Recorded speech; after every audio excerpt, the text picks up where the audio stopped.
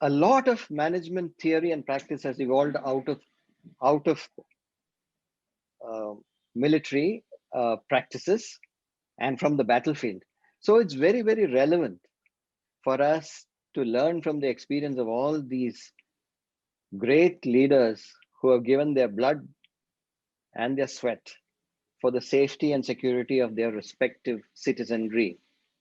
So that's why we thought about this whole session on military leadership lessons and how they can be useful for us, not only as corporate leaders, but also in businesses and families and in life in general. I'm particularly happy to welcome Vice Admiral R.P. Suthan, PVSM, AVSM, VSM, retired, former Vice Chief of Staff, Indian Navy, to this series. And I can think of no better person than him to initiate this whole series on military leadership lessons. I will, of course, be very privileged to introduce Admiral Suthan in a little bit from now, but it's a great pleasure to have you on board with us, Admiral. Thank you so much for joining us. And as we go along, I'd like to share with you a few thoughts about the context, the concept, and why indeed are we doing this now. One of the most important reasons why we thought of this whole series at the present time is that today we are celebrating the 50th anniversary, in fact, this whole year, the 50th anniversary of India's stunning victory in the 1971 Indo-Pak War. So the context is particularly appropriate for our first session to be India's stunning victory in 1971, and what lessons can we really learn from that great achievement. Perhaps one of the greatest military victories in our entire history, certainly the greatest victory in our modern history. And with that, let's get rolling with the next slide. The order of proceedings today is on screen right now. We'll talk about the concept a little bit and the context a little more, and then I'll be privileged to introduce Vice Admiral Suthan, and then we will listen, no doubt, spellbound to the fabulous experience of the great Admiral, and then we'll try to squeeze him for some lessons on leadership at the end of his presentation.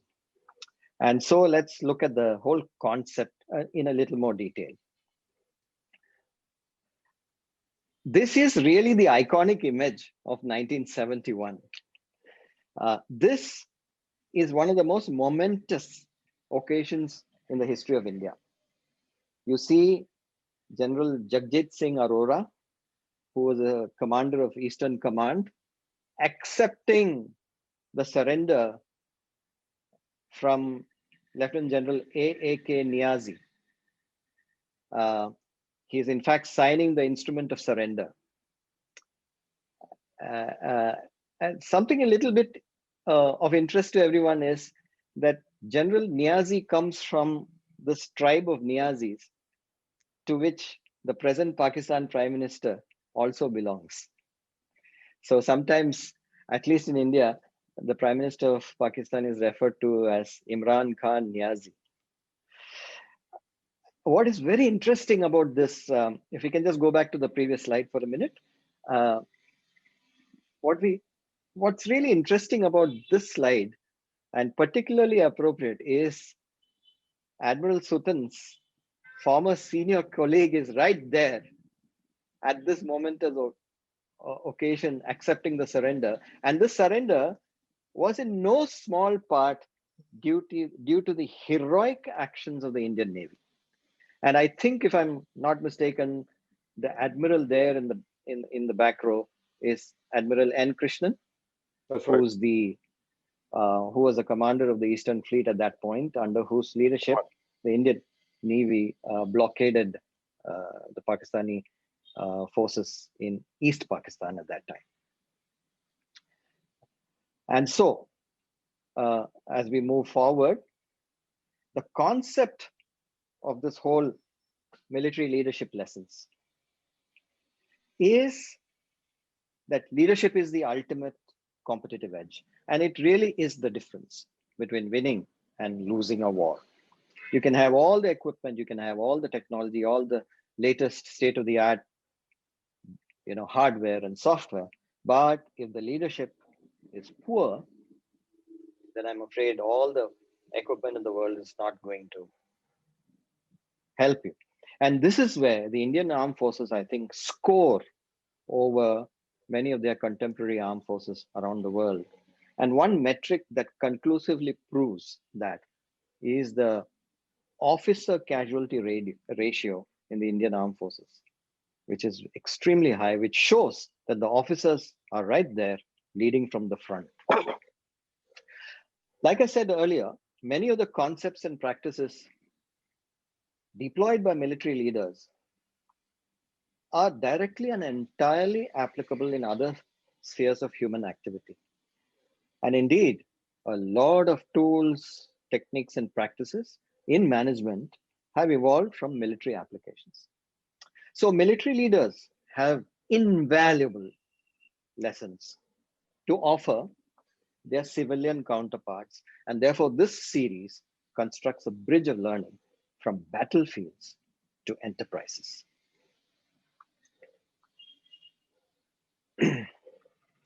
So, 2021 is the 50th anniversary of this great, stunning victory in 1971. So, it is therefore our duty to not only remember the valiant Indian armed forces, but also to express our deepest gratitude to them for giving our country one of its finest moments in history. And it is because of this historic victory that India renewed its confidence to embark on a journey to reclaim the power, prestige, and prosperity that it enjoyed in the golden past. And of course, all of you will agree with me that it is because of our richness, both in terms of material and spiritual and cultural wealth, that the rest of the world made a beeline to India to rob us of our wealth. And because of all the efforts of our armed forces, the results are very, very visible now, because India is amongst the most powerful nations on earth.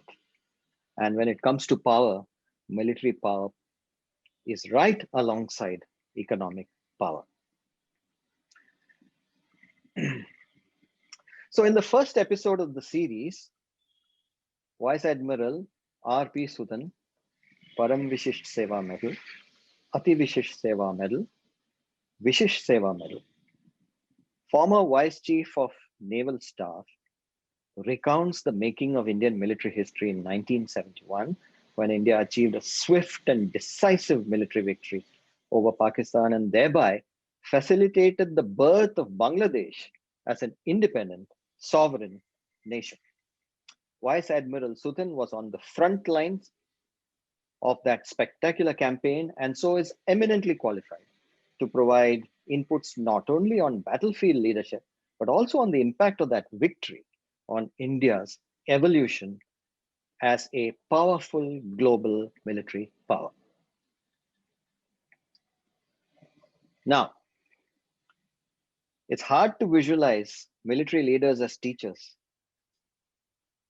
but their stature and experience confers on them immense credibility.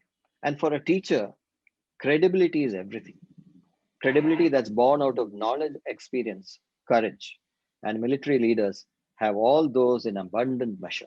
So in this series, 3-star officers and other exceptional personnel of the Indian Armed Forces share their experience, expertise, and wisdom on the art, science, and practice of leadership in a series of in-depth explorations with me. And I'm your host, Madhav Mohan. Now, you must get to know this great leader, Vice Admiral R.P. Suthan, PVSM, AVSM, VSM, who's been on this voyage of lifelong stellar service to India. Vice Admiral Raman Prem Suthan was born into a naval family to late Commander K.K. Raman and Mrs. Nalini Raman on the 14th of August, 1949. Please note the date, 14th August, 1949. After schooling in Talseri, Bombay, and Cochin, he joined the National Defence Academy in 1966, and thereafter he was commissioned into the Indian Navy as an officer in 1970, and then rose through the various ranks of the Navy to the rank of Vice Admiral and retired in 2009 after nearly 40 years of dedicated service. He is a specialist in navigation and direction and is a graduate of Defence Services Staff College and College of Defence Management. Admiral Suthan saw action very early in his career, almost immediately after commissioning. In the 1971 Indo-Pak War, he was a young navigator on a frigate wherein he operated alongside the Mukti Bahini and was part of the task group that blockaded the then East Pakistan. He has the distinction of holding various commands at sea, including commanding 5 different ships in different ranks. While commanding INS Trishul, he took part in the Indian peacekeeping force operations in Sri Lanka and was also a part of the task group for Operation Gibraltar for Malay operations. As a flag officer, he commanded one of the 2 sword arms of the Navy, the Eastern Fleet. Ashore, he was the defense attaché at the High Commission of Singapore and has had the distinction of being chief of staff of 2 commands, Southern Naval Command in Kochi and Eastern Naval Command in Visakhapatnam. It was during his stint in Visakhapatnam as chief of staff that he successfully piloted the post-2006 tsunami relief operations that won worldwide acclaim for the Indian Navy and the country. At Naval Headquarters, he has piloted all the major naval activities, handled HR affairs as director and assistant chief of personnel, maritime operations as deputy chief of naval staff, and capability building and plans of the Navy as vice chief of naval staff. It was during his stint as deputy chief that India carried out the evacuation operation of hundreds of stranded Indians from strife-stricken Lebanon. He was the commander-in-chief of Eastern Naval Command, one of the 2 operational commands of the Navy, responsible for the complete Eastern seaboard. He retired as the Vice Chief of Navy in 2009. For his dedicated service, he has the distinction of being awarded the Param Vishisht Seva Medal, Ati Vishisht Seva Medal, and Vishisht Seva Medal by the President of India. After retirement, the Admiral has settled down in Kochi and has involved himself in social work with the Navy Foundation. And he's one of the pillars of the Rotary Club of Cochin, having served as its president a few years ago. The Admiral is an avid golfer and he has a wonderful, loving family, his wife Beena and his daughter Devika, who lives in Singapore. My dear partners in learning, before I present Admiral to you, this is broadly what we are going to be talking about today. Description of the 1971 war, and everything flows down from there. And I'll request Gaurav to retain the slide on screen. With that, ladies and gentlemen, it's my great honor and privilege to present to you Vice Admiral R.P. Suthan, PVSM, AVSM, VSM, former Vice Chief of the Indian Navy, not only a great leader, a wonderful Rotarian, and a dear friend. Over to you, Admiral. Thank you, Madhav. That was a really stirring introduction of the topic, and of course, introducing me to the audience. Thank you very much. I'm told there are some known faces in the audience, including my old training officer, Admiral Tandon. Sir, if you're there, a warm good evening to you. I haven't met you for a long time. I hope all are well with you. Well, talking about 71 war, one is, of course, one feels very, very proud that I had the occasion to participate in this great conflict which won laurels for our country. As Madhav said, I think it is the biggest, the greatest military victory for India. And I do not think that we will ever have anything like this in the future. Just imagine splitting our enemy country into two, liberating one wing and making it independent. What a wonderful feat. I still remember those days very fresh in my mind. We are very young, just finished our sub-lieutenant's training, and we were ordered to join our ships.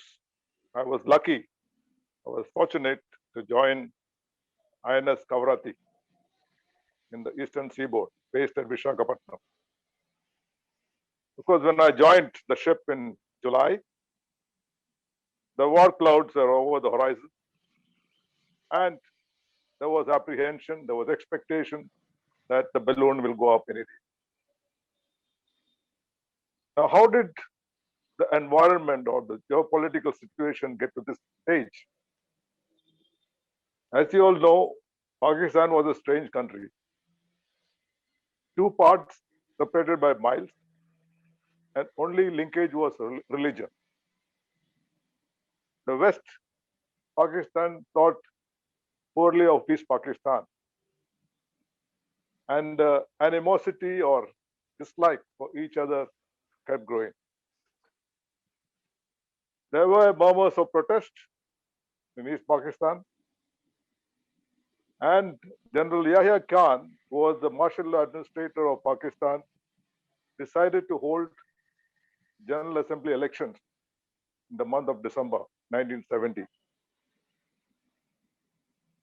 And against all expectation, Mujibur Rahman of Awami League, then Muslim Awami League of East Pakistan, won a landslide victory. In fact, he captured almost all the seats of East Pakistan, resulting in a majority in the Pakistan Assembly. Now, Pakistan was in a fix. If you go through the democratic process, you have East Pakistani as your prime minister, not palatable for the West Pakistanis. So what did Yahya Khan do? He terminated the assembly. And expectantly, there was chaos. Mujibur Rahman called for protest, disobedience, and nationwide strike. And what did Yahya Khan do? Come down with a heavy hand. He sent his most feared general, General Tika Khan, who was known as the Butcher of Balochistan, to Bangladesh, along with 2 divisions of troops, who instantly had to transit via Sri Lanka, via Colombo, because all overflights over India was banned, consequent to the hijacking of an aircraft in end 1970. General Tika Khan and his troops unleashed a reign of terror on poor people of Pakistan, East Pakistan. The colleges were attacked, the literate were attacked, the professionals were caught and killed, and people started running away from the cities and finding shelter in the inland. The consequence was about 3 million Bangladeshis were killed by their own countrymen. They were killed, they were raped, there was arson, and the Pakistan army was running its own campaign against its own people. And for us, the consequence was that we had about 8 million refugees. They all ran away from the country and came to our country. 8 million refugees we have to look after. And Bangladesh, in the meanwhile, Mujibur Rahman announced independence of Bangladesh. And India, quite expectedly, took the side of Mujibur Rahman, recognized Bangladesh, and decided to provide all support. Now, if you look at the geopolitical environment or strategic environment in that era, that time, Pakistan was a strong, close ally of United States, being a member of Central Treaty Organization, Southeast Asia Treaty Organization, and she was a frontline state against the Soviets, against the communist expansion. So obviously, United States had a soft corner for Pakistan. The United States refused to accept that there was a genocide going on in East Pakistan. The United States refused to accept the pleas of our Prime Minister Indira Gandhi that please do something.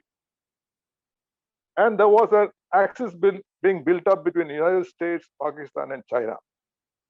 Pakistan was facilitating this linkage to develop between United States and China with the then Secretary of State, Henry Kissinger, transiting through Pakistan to go to China to establish contact with Mao's regime. Mao himself was toward the fag end of his class struggle, and he had leanings towards Pakistan. We were a non-aligned nation. We were neither here nor there. So Indira Gandhi had to do some strategic thinking. She knew that with the United States-Pakistan axis and Chinese on a northern border, we needed a strong support or anchor to counter this. What did she do? She signed a treaty of friendship and cooperation with the Soviet Union. Soviet Union was gradually becoming powerful, and it was a wise move to checkmate, which I'll tell you later on how it helped us. Checkmate United States, Pakistan, and China. So since we had decided to throw in a towel with Mujibur Rahman, the sort of a go-ahead was given by the Prime Minister to prepare for action against Bangladesh and Pakistan. Now, this is where timing and planning comes into play. It was decided that it is too early or too premature to go in straight away in the month of March, April, May, and it was decided to build up practice capability. In the meantime, we decided to adopt the third type of warfare, which was propagated. First is, of course, the active war. The second is silent war. And third is guerrilla war. We were the victims of guerrilla war from Pakistan in 47-48 and in 65, when they sent Razakars into Kashmir and tried to upset the status quo. So this was the first time we were venturing into guerrilla warfare. What did guerrilla warfare involve? We had select teams in the border areas. Core group was formed by the Navy, of course, by asking for volunteers. There were a core group of about 10, 20 volunteers. Similarly, on the land side, there were the Army and the BSF formed groups. They recruited local volunteers who later became known as Mukti Bahini. Now, as you all know, the landscape of East Pakistan is full of riverine waters. It's a sort of a Sundarban with many rivulets and rivers running to the sea. So all that commercial activities, movements are dependent on this water. Now the aim was the naval commando team was set up. It was called Naval Commando Organization, set up by late Admiral Roy, who was then the Director of Naval Intelligence. His frontline team was headed by late Captain Samant, and they had a lot of daring young divers. I can name a couple of them. Kapil was in the front line. Yes, Aku Roy was an observer, a volunteer, and there was Samir Das. Now these dedicated people spent their time and energy training these Mukti Bahini people. First, to learn to swim. Second, to operate the limpet mines. Limpet mines, stick on the bottom of the ships, and then the primer has got a soluble switch which dissolves. In fact, they were having a problem about the soluble switch, because the moment they started swimming, the primer was getting the soluble switch was getting dissolved, and the primer was prematurely going off. So they found a very innovative solution. I mean, you would laugh when I tell you what the switch was. They used the condoms to cover the switch. So condoms were in high demand, not for the purpose it was made, but for this purpose. Well, they were trained.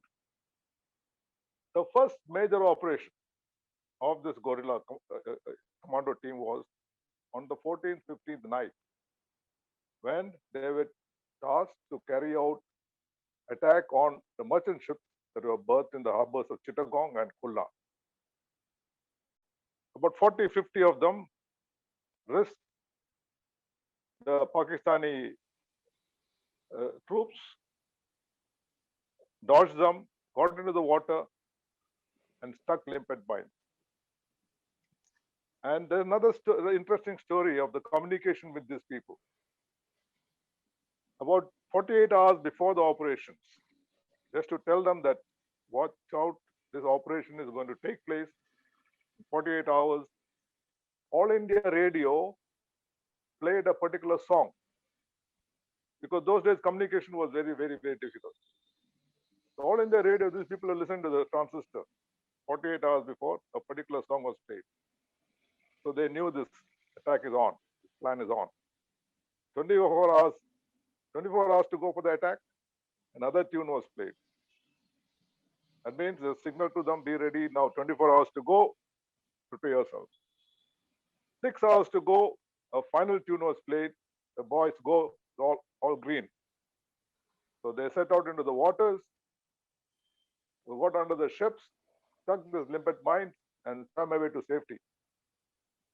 There were about 20 ships that were blown up in the harbors of Chittagong and Khulna. First major naval action by these boys, trained by this wonderful crowd, the dedicated crowd of divers and Captain Saman's team.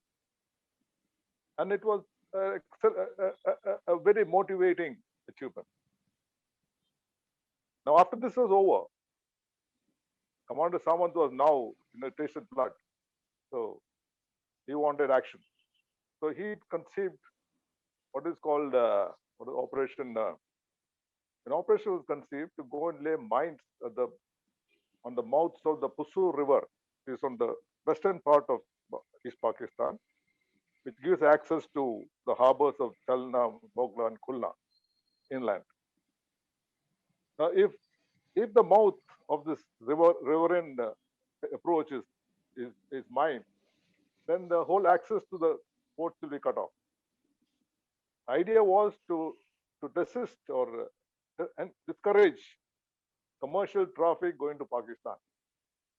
Despite all the activities going on, the commercial traffic was still going in because the insurance value was quite high. Now, they had to do something drastic to discourage them. So this operation, I forget the name, I'll come to it, was planned, in which there were two local boats, custom boats, converted to petrol boats with guns fitted locally in Calcutta. Padma and Palash, they were called. They were carrying 4 mines each, and they were planned to go into East Pakistan. And who was to escort them? INS Kavarati.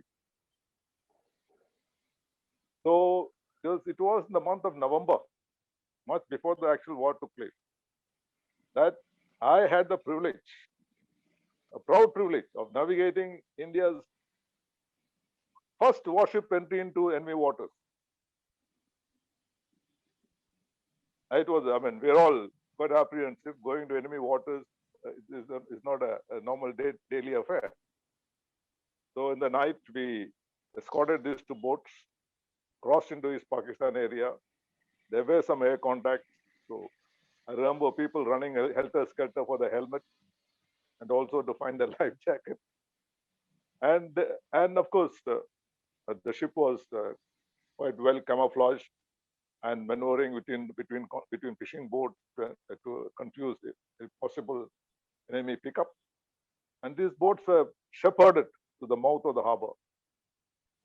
And they were told to lay mines. Commander Samant was on board our ship. They were told to lay mines. And of course, kept our fingers crossed that these people will be safe. They lay mines and come back. And it was a very happy moment to see them on the return journey after accomplishing the task. They had gone a little inside the mouth and come back.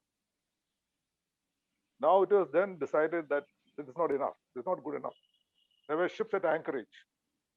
So they were trying to do some commercial activities. The aim of the whole exercise was to discourage commercial activity. So what was done? Commander Samant ordered the ships to fire at his merchant. First time in my life, I saw bullets going through ship sides. It was a scary sight. And of course, all the ships weighed anchor and ran helter-skelter down south. And one of them, I think, came to Calcutta. So this operation was, and also I must tell you that one of the commanding officers of this boat was a young sub-lieutenant called Mittar.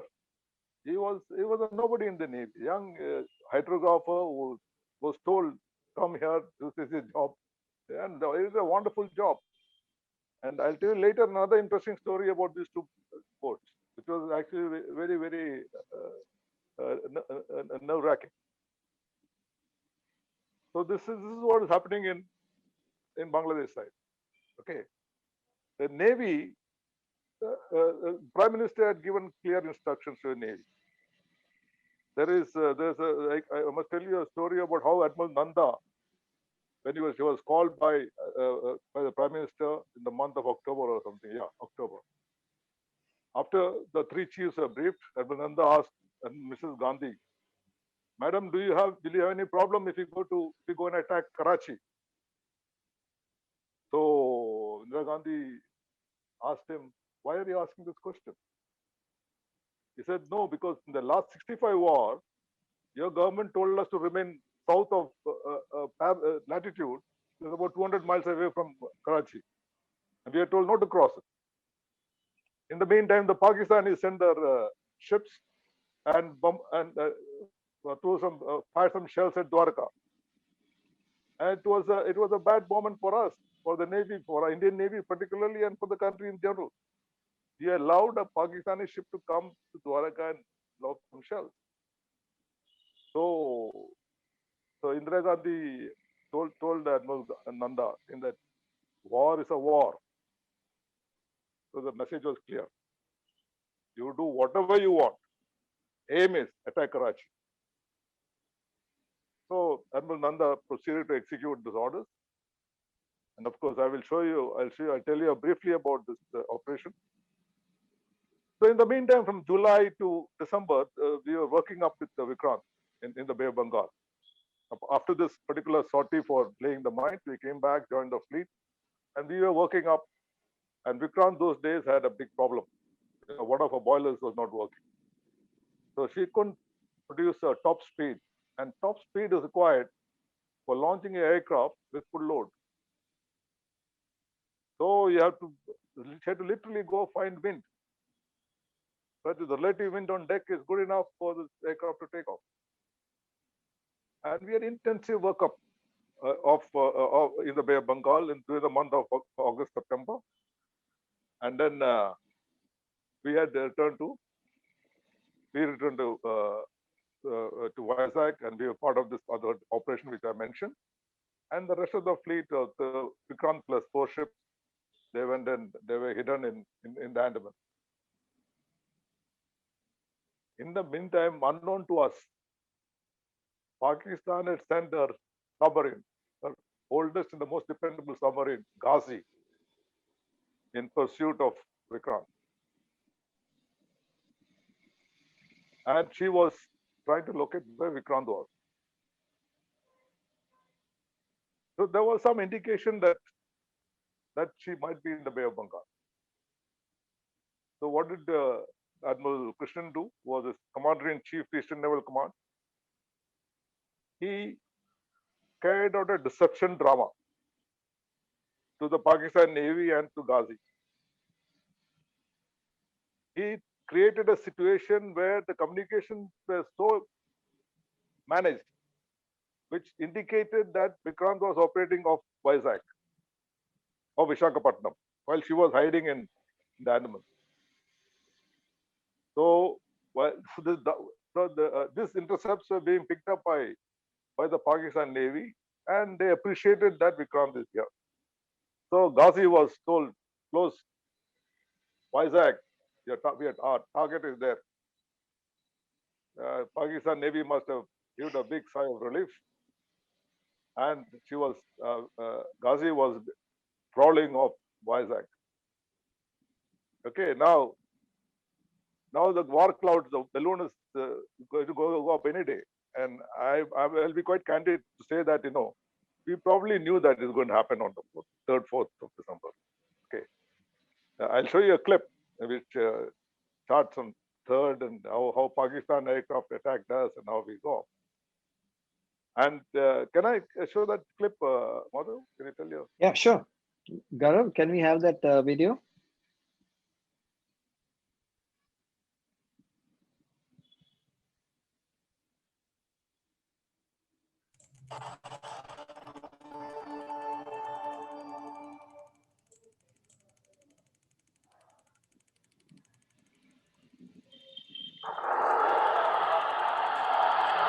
The 3rd of December, 1971. Pakistan launched an unprovoked attack on Indian airfields. Our country faced challenges from both West Pakistan and East Pakistan, and was left with no choice but to respond with decisive force. Pakistan launched a full-scale war against us. The Pakistan Air Force suddenly struck at our airfields in Amritsar, Pathankot, Srinagar, Avantipur, Uttarlai, Jodhpur, Ambala and Agra. Prime Minister's message to the country was clear. Aggression must be met. For the Indian Navy, it was a coming of age, a baptism by fire, an opportunity to take the war to the enemy. The task for the Navy was clearly defined in the message from the Chief of the Naval Staff, Admiral Nanda.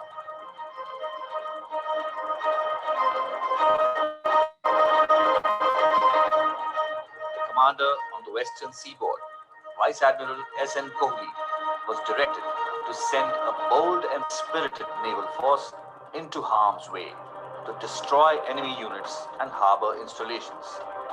The units chosen for this task were the newly commissioned Osa-class missile boats of the 25th Missile Vessel Squadron.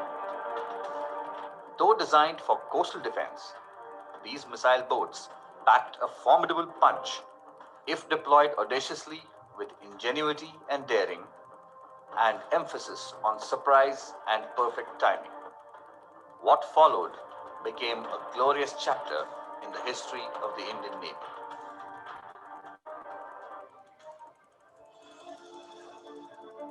Due to their limited endurance, the missile boats were towed up to a certain point just south of Karachi Harbour, from where they could proceed at full speed to carry out an attack and disperse thereafter.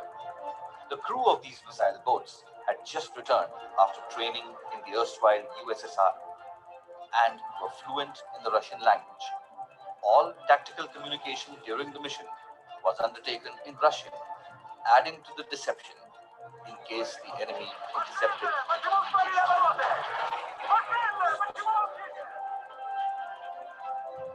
the ships headed north in an arrowhead formation, hugging the Saurashtra coast before breaking out. Their objective? To set Karachi harbour ablaze. Just about 40 miles from Karachi, INS Nirghat reported a radar contact at a distance of 25 miles. The contact was evaluated to be a warship, and Nirghat was ordered to engage. She altered course towards the target and launched a missile. Pakistani destroyer was hit with the Indian Navy's first shot of the war. Nirghat had drawn first blood. Nipat and Veer continued steering north. Veer launched a missile at the minesweeper Muhafiz and disintegrated the target.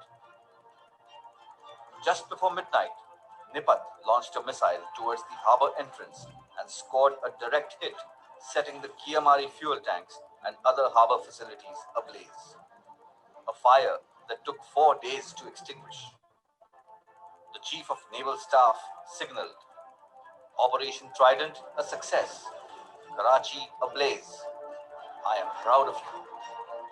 This was swiftly followed up by Operation the second wave of attacks.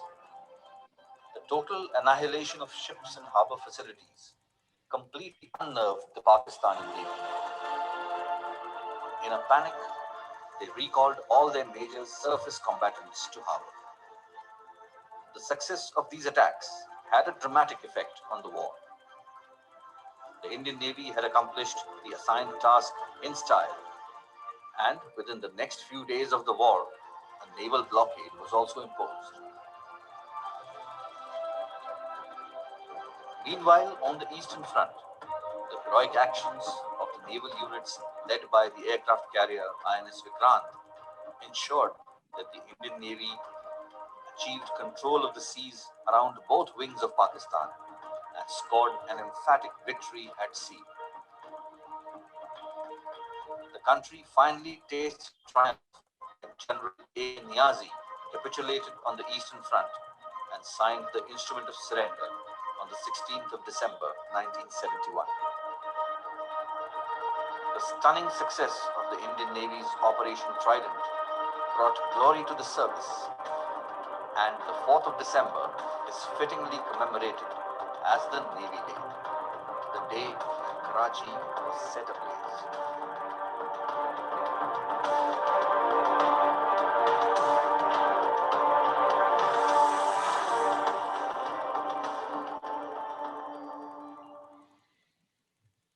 Yeah, hello.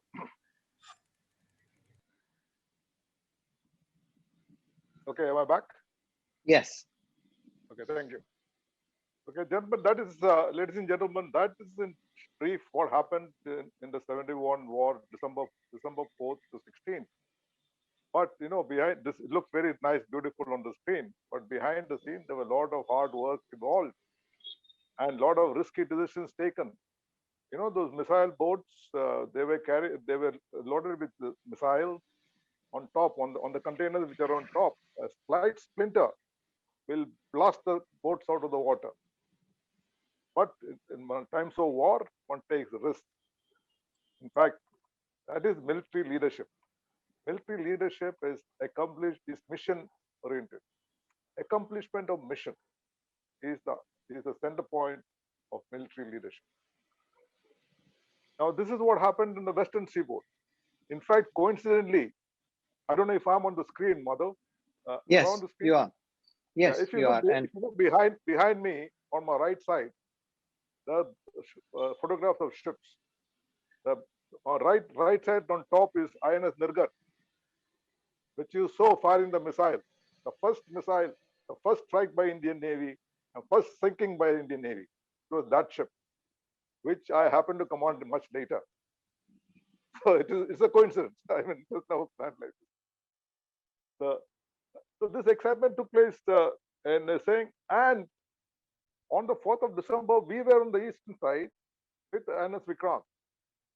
Vikrant was, fourth morning, she was on position to launch a airstrike. It was such a gladdening sight to see those aircraft taking off from Vikrant. We were just behind. We were the plane guard ship.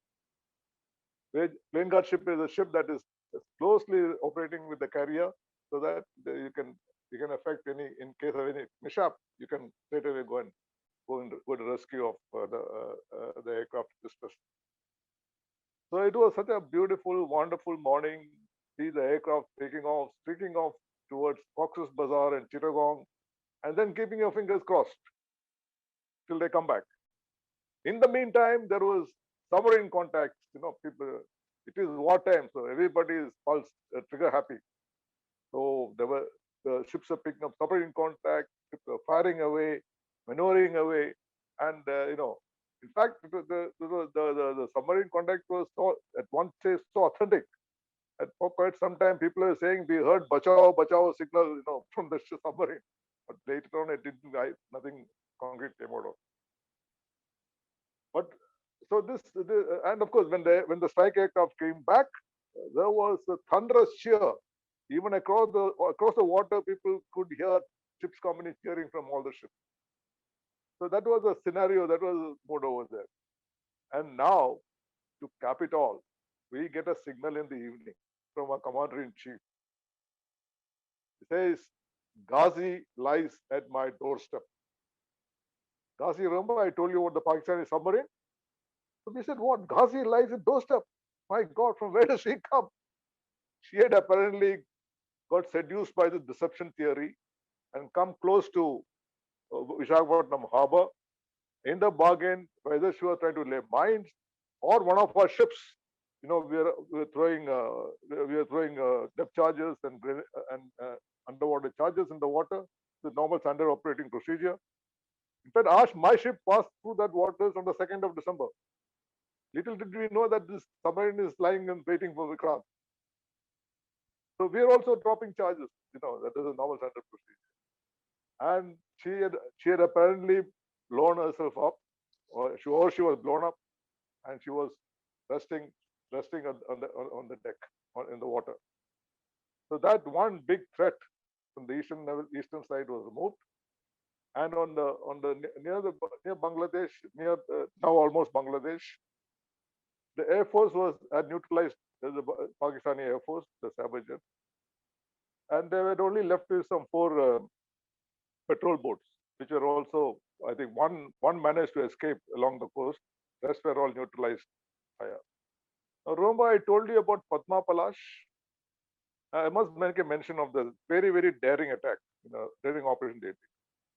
Padma Palash, with another patrol boat called Panvel, which was one of our boats, operated by our Indian Navy officers. Well, Padma Palash were commanded by Indian Navy officers, but manned by Muktibai. Now, Commander Samant decided to take active part in the war. So what did he do? He went to Pussur River mouth through the inland waterways and went up the Pussur River, enemy land. 3 ships in a column, going up Pussur River, shooting up everything on the side, all the Pakistani soldiers and encampments, and reached Khulna. They were about to take charge of Khulna, and as usual, every war has got fox of war. Our own NATs, our own Indian Air Force NATs, mistook these boats for Pakistani boats and went and attacked them. And what happened? Padma and Palash completely incapacitated. People thrown into the water. People died. Some died. Some swam across. People who swam across were captured by the Razakas. Panvel, of course, managed to survive. She organized, picking up all the survivors. And While these people, while including that Lieutenant Mitra whom I mentioned, he was in the hospital with a shell in his with his heart, his hand incapacitated, but he was treated by the Pakistani doctors. Okay, and in the meantime, the army had done its bit. They had done a master maneuver. Remember Indira Gandhi's aim? Get to Dhaka. They stuck to that aim. They bypassed all the fortresses, all the forts of strongholds of Pakistan army, bypassed them, left them behind, and reached Dhaka. And Dhaka was now being targeted by Air Force aircraft, and they had to soon give up and agree for surrender. And you saw the surrender ceremony. So it was, in fact, we were supposed to go in as the first ship to enter Chittagong after the war. But unfortunately, at the last moment, on the 15th of December, we had a little mishap or accident on board, and we returned to failure on board. We returned to Visakhapatnam. Otherwise, I would have been telling you that I was the first ship into the Chittagong. But we did go back to Chittagong, and the first time we went in, it was a tumultuous welcome. Everybody was so excited. But we did observe a certain degradation of this welcome, on a second trip and third trip onwards. But all in all, it was a memorable experience. Luckily, unfortunately, of course, I forget to Holger mentioned, it's a war, so we win some, we lose some. We had on the western side, INS Kukri got torpedoed by Pakistani submarine Hangor, and she was sunk. The captain, in the true tradition of the Navy, decided to go down with the ship. In fact, that is a peculiarity of naval ships. Unlike the Army and Air Force, where the men and officers are different, here everybody is together on the ship. We fight together in the ship, whether the commanding officer or the GMO sailor. It is a togetherness and the team that fights. Okay. Sorry, I can't hear you. Yeah.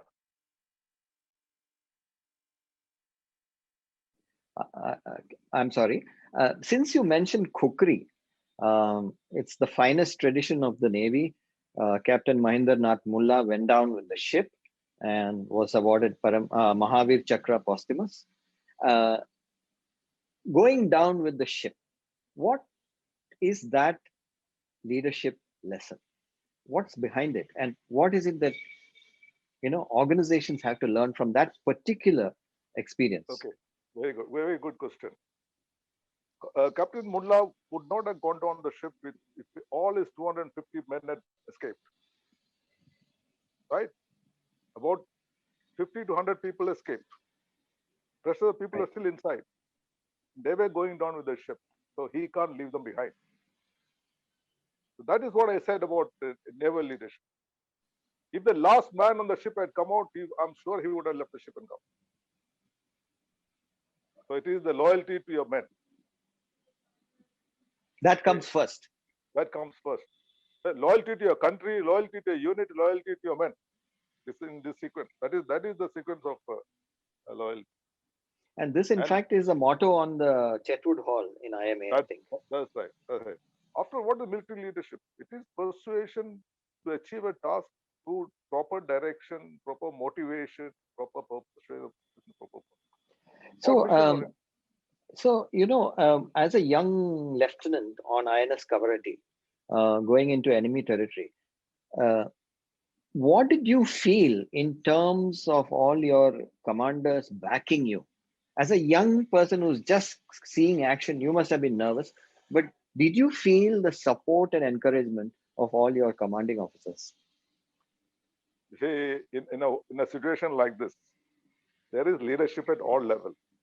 Yeah. National level, the chiefs level, the CNC level, the fleet level, the commanding officer level, the division level.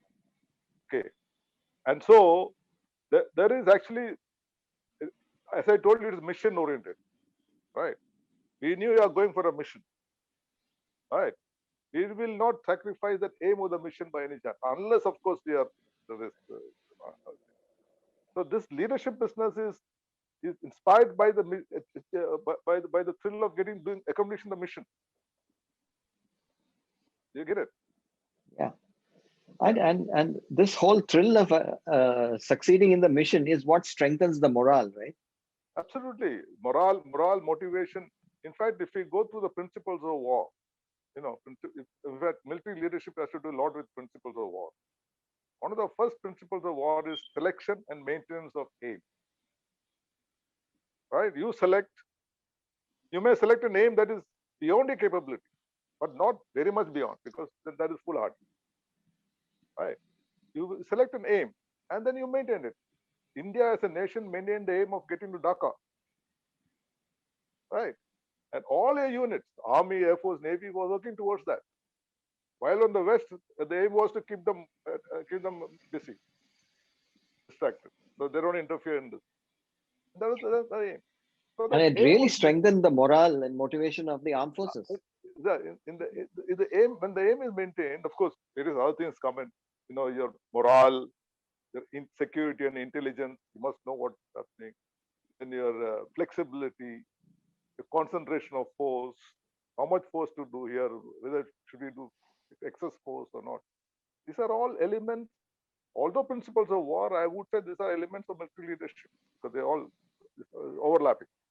Just building on that, well, looking at it from the Pakistani side, after this humiliation defeat, they had their own war inquiry commission, and one of the commanders, I think one of the admirals, wrote very clearly that Pakistan lost half its navy in this whole war, and almost 1/3 of its army was in captivity as prisoners of war, because we took about 93,000 prisoners of war. And to I'm surmising that the shattering of the morale of the Pakistani Navy in particular they've probably still not overcome it, and that's how serious that defeat was. You see, unfortunately, Pakistan is a country that does not accept reality. Even today, when you see some of the spokesperson on the TV, they say this thing didn't happen. There were no 19,000 people. So they must have done some media deception to not to let the people know that this was the actual damage. But I'm sure they would have come to know, and certainly it's been a phenomenal damage to the reputation as a professional. Because the best way to save a ship is don't sail out, stay in harbor, and that's what they did.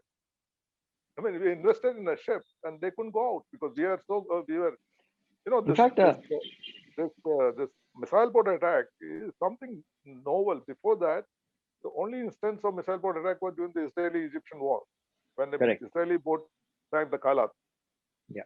Egyptian ship. But nowhere where nobody envisaged these missile boats being taken by tow. Tow means because they are limited endurance, and then taken. And I said the risk involved because Pakistan Maritime Air Force was pretty strong. They had aircraft earmarked for maritime action. In fact, the story goes that they did react to this attack, but our communicators were so smart. They intercepted this communication and told the aircraft that wrong target, and their aircraft attacked one of the ships.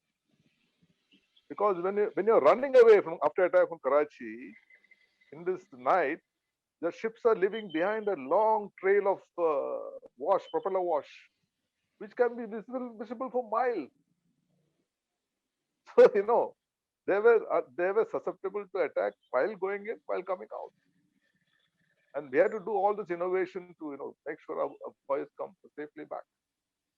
In fact, you mentioned about the best way of saving your ship is not to make it sail from the harbor. And in fact, that was what some reports say that certain squadrons of the Pakistan Air Force did.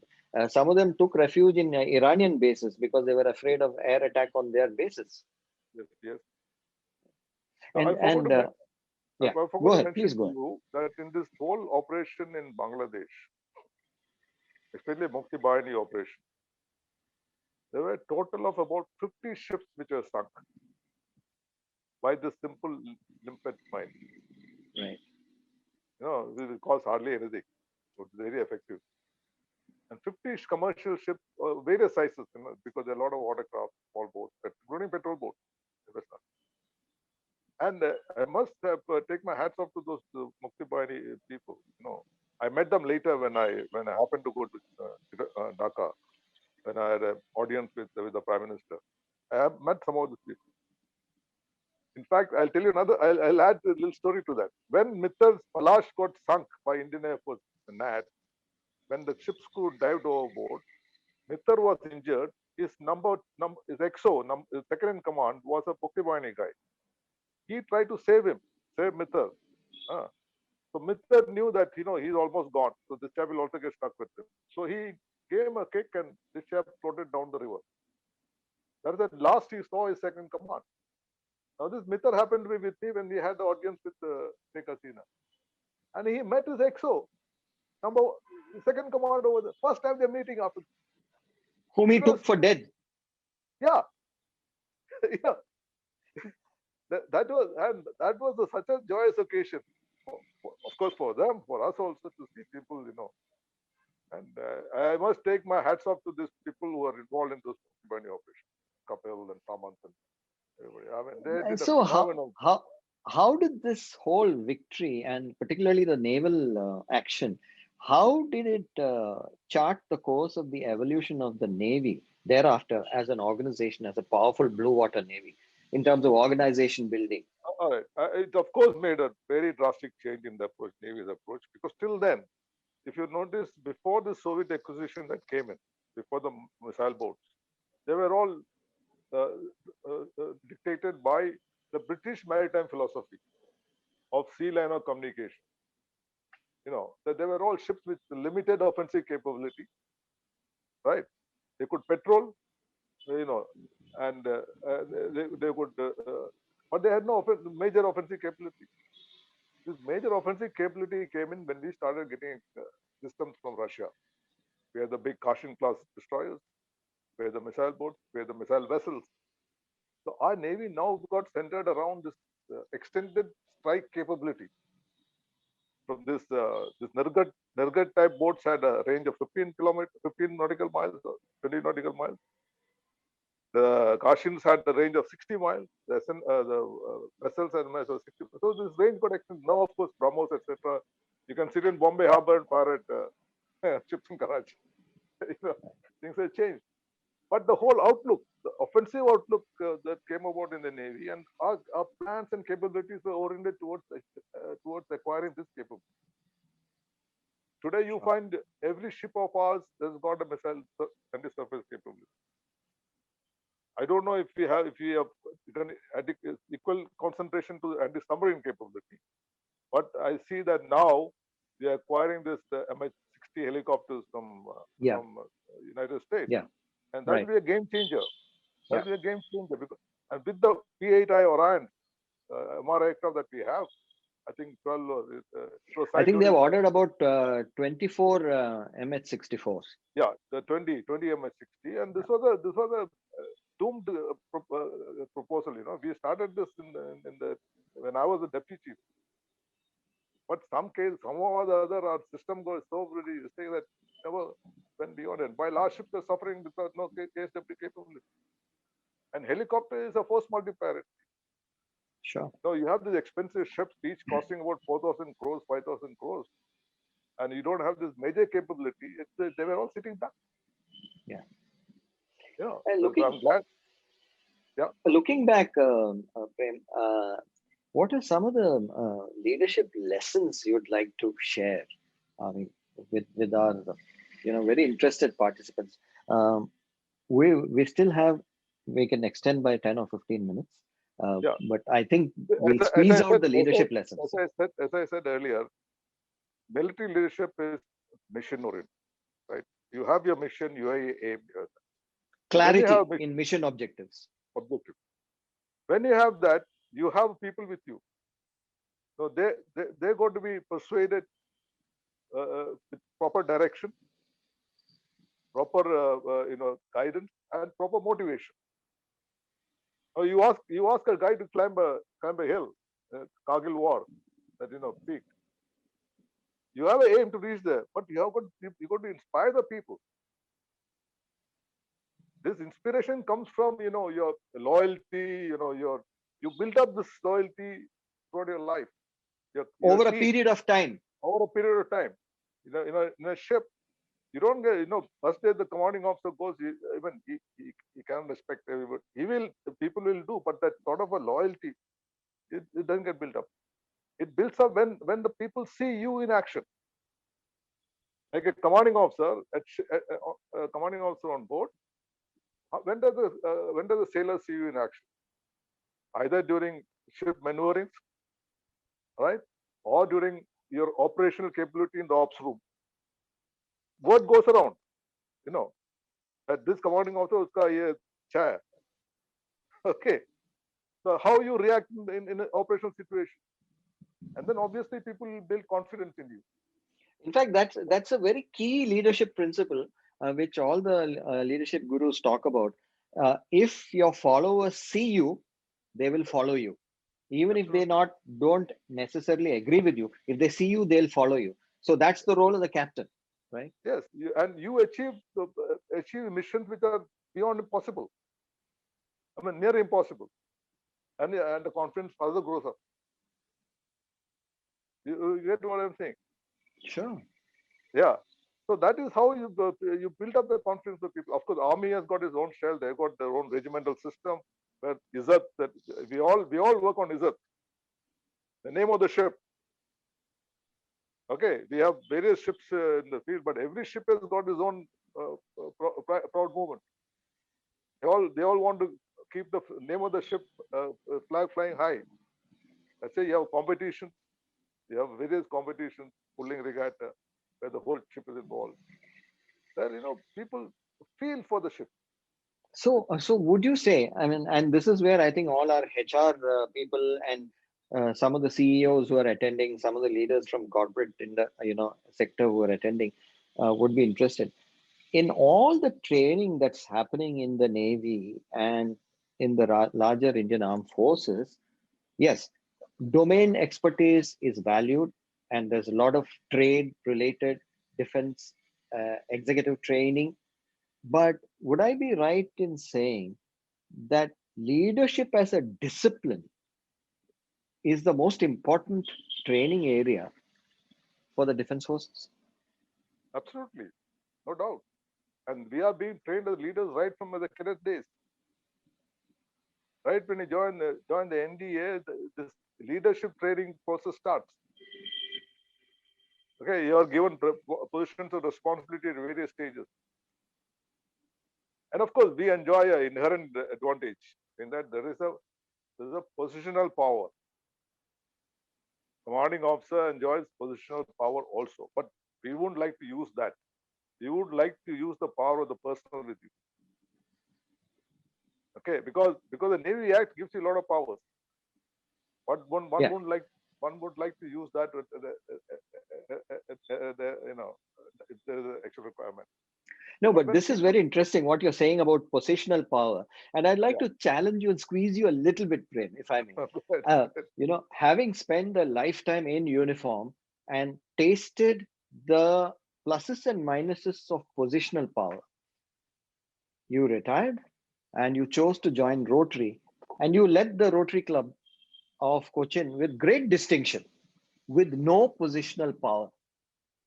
What was your experience comparing the two? It is a big change because, as I said, positional power, you can expect people to react in a particular way.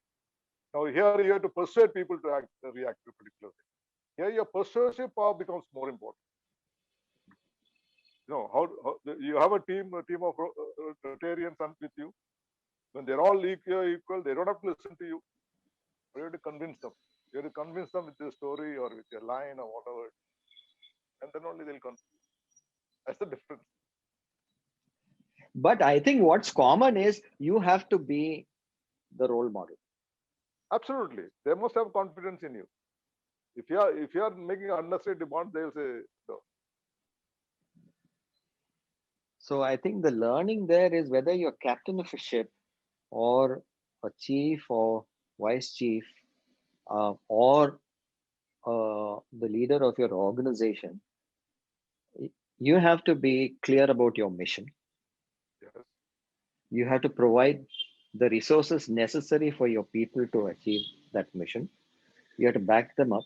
And most important, you have to pay attention to leadership training, and you have to be the role model. You have to continuously work on yourself. You have to role model. You have to follow a chain of command. Should know how to delegate. You must have confidence in your juniors because you can't do everything yourself. See here in this whole operational scenario, you see the type of delegation that came down has come down. Chief of Naval Staff just passed a directive to the team. Since he passed a directive to the fleet commander. Fleet commander was directed to the ship. You're all on our own after that. In fact, our operational orders, if you won't believe it, we never give our operational orders in harbor. Right? They're all sealed. And after we sail out, ships are either helicopter goes and delivers or ships are told to come alongside and you exchange the envelope. Why? Because of security. Because if you disseminate in harbor, there's every chance that the possibility of it being disclosed. That's how the seal cover and business comes. Also, a macro kind of a question with an example. A leader has to have physical courage. There's no two ways about it.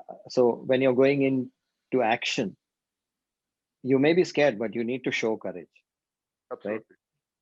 Absolutely. But equally, I more than physical courage, moral courage. Moral courage. I was coming to that. Would you like to stress that a little more? Because that is so relevant today in the corporate environment.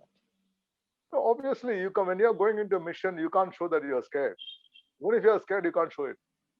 You have to hide your emotion. You have to show that you're ready for it.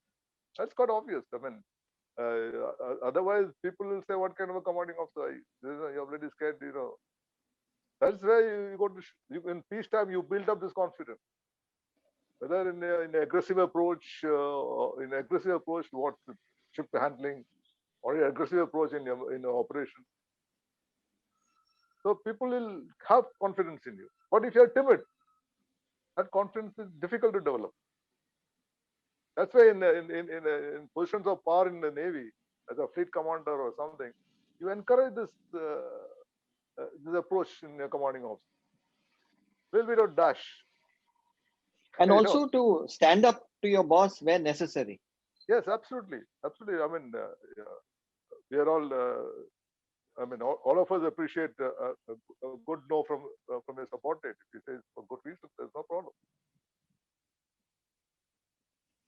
And there's this great example of then General Manekshaw, subsequently Field Marshal Manekshaw, who was asked by Indira Gandhi, then Prime Minister, to go into Bangladesh in April 1971. And I don't know. I don't know if this is actually correct. Is that true? I don't know. I'm not privy to that because there's a story like this, but I don't know. I'm sure. Yeah, you see that being written very often. He stood up and said, I will not go in April. I will go when I'm ready. Probably in November. Possible. Absolutely possible, because that is the courage of conviction. Yeah, and that's the kind of moral courage also that's required. That is moral courage of conviction. Like a fleet commander tells a ship, "Bloody go, this is harmful to you." He can turn around and say, "Sorry, sir, this looks navigationally dangerous. You want me to risk the ship?" Then you if you order me, I will. You give me writing when we don't come to that stage. We're all responsible leaders. Yeah, it's really fabulous. Would you like to sum up anything more? Any other absolutely. I think points you'd like to stress, and then I think Madhav, I must. I know you've been after me for quite some time to participate in a session like this, and I'm very grateful to you for giving me this opportunity. Because 71 war, it is like happened yesterday, to my mind. Every time when I come and sit down in this place, I call this my bridge. I have nostalgic memories. All the ships behind you are ships commanded by me, and the fleet and the command. Those ships photographs. So it is nostalgic. It's memory and satisfaction of having contributed something to the nation, to our navy, units which is served. And that satisfaction is what drives you, that keeps you interested in life. And 70, I mean, fortunately, there will be no other 71. Hopefully, there will be no 71. But things may change because the China now looming in the horizon. Things may change because Chinese, as you know, are progressing rapidly. Right? The defense budget is about 5 times our budget. 250 billion, ours is about 50 billion. They are amassing strength every day, every month, every year. They're churning out ships in every 2-3 years, including aircraft carriers. Well, we are taking, I don't want to rub it, but so we are going to have an adversity, big adversity in China. And how do we compact that? We can't afford to keep spending like that. No, it's not possible. We will drive our economy to the ground. So I can see this alliance strategy is the only solution. Alliance strategy, I mean, people of same, interest to get together. The United States, I'm sure they don't want China to become a top. So, in fact, there are with the United States, we already have 3-4 agreements in place, which is almost there for alliance. Now the new Quad theory has come up. So we need to depend on, unfortunately, we need to depend on friendly nations. And that is the way I think navies and the countries will go. Hopefully there will be no war. And we will, because of peaceful environment, you see, what the Navy does, people say, well, Navy doesn't do anything most of the time. But no, we provide deterrence, right? We provide deterrence against any possible attack or any intention to attack by anybody else. And this capability building cannot become overnight. It takes time. So you have to plan. That's why so much of effort has gone into building a Navy. I wish Navy all the best, and I wish our country all the best. We'll watch from my bridge here what's happening. Thank you very much for giving me the opportunity. And with that, I'll attempt a summary of what we've been talking about before we close the session. But before I do that, I must acknowledge the participation of some very, very great heroes in their own right who are in the audience. One is our own dear friend, Vice Admiral Muralidharan, who was former Director General of Coast Guard, whom I hope to have on this session, who has kindly agreed also in the near future. Thank you, Vice Admiral Murali. We also have Mr. Vepa Kamesham, who is such an avid learner and a role model in his own right, who retired as a Deputy Governor of Reserve Bank of India. Okay. And is one of the leaders we must thank today for this great online banking transactional capability that we have. He was the father of that, according to me, and according to many people who've been watching the financial space carefully. A real no-nonsense leader who made things happen on time, which is the clarity of mission, is what you were talking about, Admiral Suthan. So I would like to recognize Mr. Kamesham's presence, and the session has been enriched by his presence. I would also like to recognize the presence of another role model in Professor KCR Raja, who even 20-25 years after his quote formal retirement continues to learn every single day.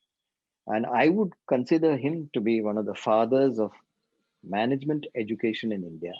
And I've had the privilege of working so closely with him. His presence adds even more luster to our webinar this afternoon. So the 1971 war and India's stunning victory was a watershed in India's modern history and elevated India in terms of its global military standing. I think unfortunately along the way over the last 30, 40 years, we lost our way and did not quite capitalize on the gains we made from that war. And my humble request to all our participants is to remember that war. And indeed, remember every single member of our armed forces and at least call up and wish them on important occasions like this, because it is they, like Admiral Suthan, who have kept us safe and who have helped this country grow. It is no small matter to break an enemy into two, not a small matter. And that came at tremendous personal cost and sacrifice. And we have to therefore support, and I for one have always been calling for an increase in our defense budget as a percentage of GDP. And in this year's budget, by the way, there is a sea change in the approach. While the defense budget is nominally the same or has even gone down in real terms, the percentage allocation for capability building and capital expenditure has increased. So there's a shift to capability building. I hope that continues. But be that as it may, what the 1971 victory taught us as a society, as a country, is, as Admiral pointed out so lucidly, clarity of mission, supporting the team to achieve that mission, giving them the resources, and focusing on leadership training as opposed to just doing skills based training. And of course, without compromise, always trying to be a role model. I think these are the broad lessons for leadership from our 1971 stunning victory. Thank you so much, Admiral Suthan, for taking the time and joining us. It's been a great, great honor for all of us to have you with us, a genuine Indian hero. Thank you so very much. Thank you very Much appreciated. Thank you. And to all our participants, by the way, Admiral, you'll be pleased to know that the number of people who are still logged in is the same as it was in the beginning. Oh, great. That is a testimony to your contribution, not only today, but to your entire lifelong saga of stellar service to India. Thank you very much. Thank you to sir. participants also. Thank you so very much. And with that, we'll close for the day. Thank you. Jai Hind.